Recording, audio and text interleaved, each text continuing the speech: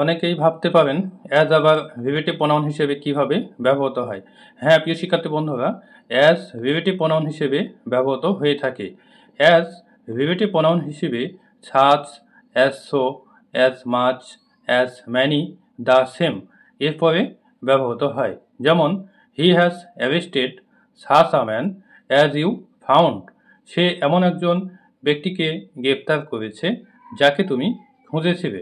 তো দেখেন এখানে অ্যাজের পূর্বে অ্যান্টিসিডেন্ট হিসেবে আ ম্যান বসেছে এবং অ্যাজের সাথে সম্পর্ক স্থাপন করেছে।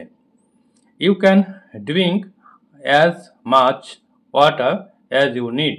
যতটুকু পানি তোমার প্রয়োজন ততটুকু তুমি পান করতে পারো। তো দেখেন সেম অবস্থা এখানেও অ্যাজের পূর্বে কিন্তু ওয়াটার বসেছে, অর্থাৎ ওয়াটার অ্যান্টিসিডেন্ট হিসেবে কাজ করেছে এবং অ্যাজের সাথে সম্পর্ক স্থাপন করেছে।